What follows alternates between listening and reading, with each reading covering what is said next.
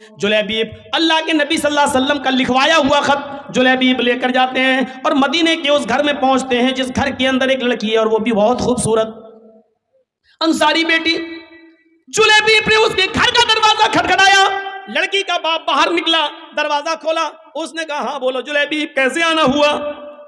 جلیبیب نے کہا السلام علیکم. صحابی نے کہا وعلیکم السلام. آنا کیسے ہوا؟ یہ لیٹر دیا جناب محمد رسول اللہ نے.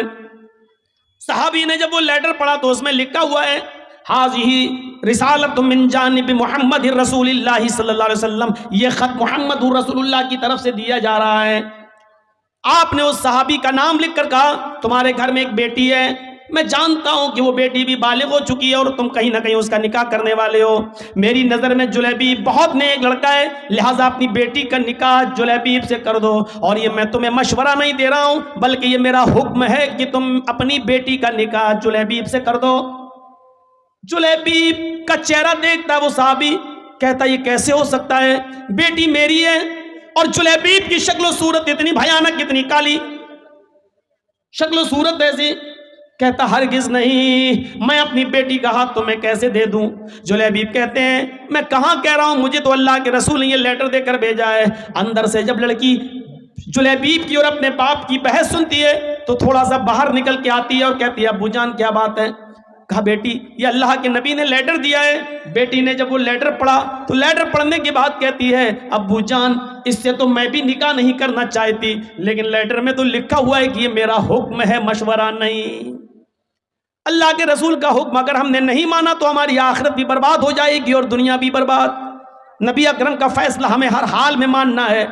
میں بھی نہیں چاہتی ہوں کہ اس آدمی سے نکاح کروں, لیکن محمد رسول اللہ کا فرمان ہے اس لیے آمنا و صدقنا, ہمیں ماننا پڑے گا. اللہ کے نبی نے کہا ہوتا مشورہ ہے تو میں نہیں بھی مانتی, لیکن یہ تو حکم ہے مشورہ نہیں, اس لیے ماننا پڑے گا.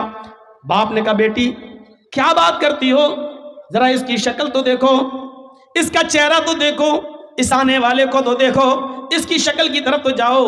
بیٹی جو جواب دیتی ہے اس کو اردو کے ایک شاعر نے یوں نقل کیا ہے کہ بیٹی بولتی ہے نہیں نہیں. کہا ابو نے بیٹی اس آنے والے کی طرف دیکھ. بیٹی کہتی ہے نہ آنے والے کو دیکھ نہ جانے والے کو دیکھ, نہ آنے والے کو دیکھ نہ جانے والے کو دیکھ, دیکھنا ہی ہے تو خط کے بھیجنے والے کو دیکھ. باپ نے کہا بیٹی مانا تیری بات صحیح ہے, لیکن ذرا اس کی شکل و صورت تو دیکھو, بیٹی تو کیسے اس کے ساتھ رہے گی؟ بیٹی کہتی ہے مانا کی شکل ہے اس کی بدصورت, مانا کی شکل ہے اس کی بدصورت اور جسم ہے اس کا ماند. مانا کی شکل ہے اس کی بدصورت اور جسم ہے اس کا ماند, مگر خط کا بھیجنے والا تو ہے 14ویں کا چاند. مجھے اس سے کیا مطلب, مجھے تو حکم رسول کی پابندی کرنا ہے, جناب محمد رسول اللہ کی بات ماننا ہے. پھر لڑکی کا باپ مجبور ہوتا ہے بیٹی اگر تو تیار ہے تو پھر میں بھی تیار ہوں, میں بھی اپنی آخرت برباد نہیں کرنا چاہتا. اور اس باپ نے اپنی بیٹی کا نکاح اللہ کے رسول کے بھیجے ہوئے اس قاصد حضرت جلیبیب سے اپنی بیٹی کا نکاح کر دیا.